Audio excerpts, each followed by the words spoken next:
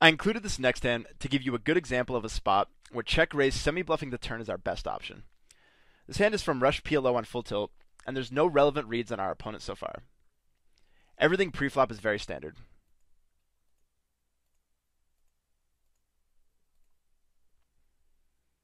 After two players limp, we check our option in the big blind, holding ace-king 10-6 single-suited. And then decide to lead a jack 7-3 two-tone board with overcards, the nut flush draw, and some backdoor straight draws, which I definitely think is a good line to take in this situation. One of the reasons that leading out is fine is because we're okay with everyone folding since we only have a flush draw with backdoor straight draws, and there aren't very many made hands that can put in a raise against us. Leading also gives us the ability to represent the widest range of hands, as well as leaving us with a bigger pot to value bet into on the river when we get there. But similar to the last hand, the most important decision point comes on the turn. The middle position limper calls our lead, the dealer rips off a 9 of clubs on the turn, and we decide to check. The middle position limper makes a half pot bet, and now we're faced with a decision. Now, earlier in the lesson, I mentioned that something to understand about PLO is that players typically peel the flop much wider than on the turn, particularly when they're in position. But something I didn't talk too much about that I'd like to bring up now is the importance of paying attention to which draw completed on the turn. What I mean is that it's not enough to simply say, the draw got there on the turn, because obviously the number of straight and flush draws varies greatly between board textures.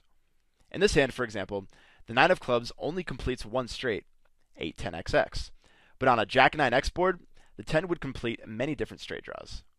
Obviously, having the 10 blocker decreases the likelihood he made the straight, but for the sake of simplicity, let's ignore that for now. So, given that he's likely to bet with a much wider range than just the straight, check raising is a much better option than check calling, check folding, or barreling. If we barrel, sometimes he'll fold, but check raising yields more EV because of the extra dead money we pick up for the times he bet folds the turn.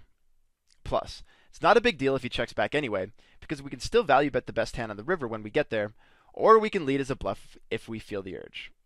And perhaps most importantly, even if we do happen to run into the straight, which we occasionally will, or if he decides to call again with a set or two pair, we still have roughly 25% equity against that range.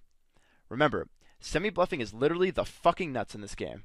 And just to remind you of how crucial it is, I want you to stop the video and pull out the all-in semi-bluff table at the end of your PLO Quick Stats PDF. Take a look at how often your semi-bluffs have to work in order to be profitable when you only have 25% equity, and you'll see why I'm so adamant about the benefits of semi-bluffing. Also, remember from the slides that the most important thing to consider in a turn check-raising situation is the likelihood that your opponent will bet when check 2 in the first place. In this case, I strongly felt that a turn card like the 9 of clubs would encourage him to fire a bet here with a wide range a high percentage of the time. The main reason being that the 9 of clubs completes a variety of made hands that he's likely to bet fold, as well as some random backdoor straight draws that are likely to take a stab on the turn. Whether or not your opponent's bet has a lot to do with how the turn fits into your perceived range, their perceived range, and their actual range. For example, if the turn was a scare card, like a jack for example, he's probably not going to bet it. But in this case, since he peeled your flop lead, it looks like you're filling the role of trying to protect a made hand, and he's the one that's on a draw.